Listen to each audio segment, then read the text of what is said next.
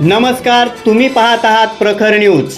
बागलाण तालुक्यातून या क्षणी एक मोठी बातमी समोर येते आहे। नाशिकहून सटाण्याच्या दिशेने येणारी बस आणि कांदा शेडवरून परतणारा ट्रॅक्टर यांच्यात भीषण अपघात झालाय। मिळालेल्या प्राथमिक माहितीनुसार ट्रॅक्टर चालक रस्ता ओलांडत असताना बस आणि ट्रॅक्टरमध्ये जोरदार धडक झाली। या अपघातात बसमधील तब्बल 6 ते 7 प्रवासी जखमी झाल्याची माहिती समोर येते आहे। अपघातानंतर घटनास्थळी एकच गोंधळ उडाला होता। जखमींना तत्काळ सायंतारा ॲम्ब्युलन्सच्या मदतीने सटाणा ग्रामीण रुग्णालयात दाखल करण्यात आले आणि त्यानंतर जखमींवर उपचार सुरू झाले। घटनेची माहिती मिळताच सटाणा पोलिसांनी घटनास्थळी धाव घेत पंचनामा सुरू केलाय।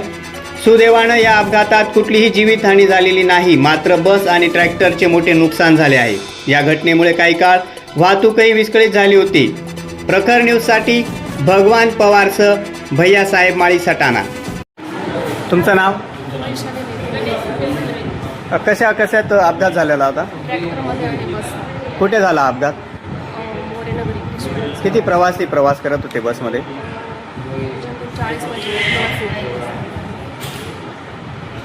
काका, तुमचं नाव? सुनील दिवा बोरसे। तुम्ही काय बसमध्ये प्रवास करत होते? कशाचा अपघात झाला होता? पुढे ट्रॅक्टर आणि बसमध्ये का? आणि अपघात कुठे झाला?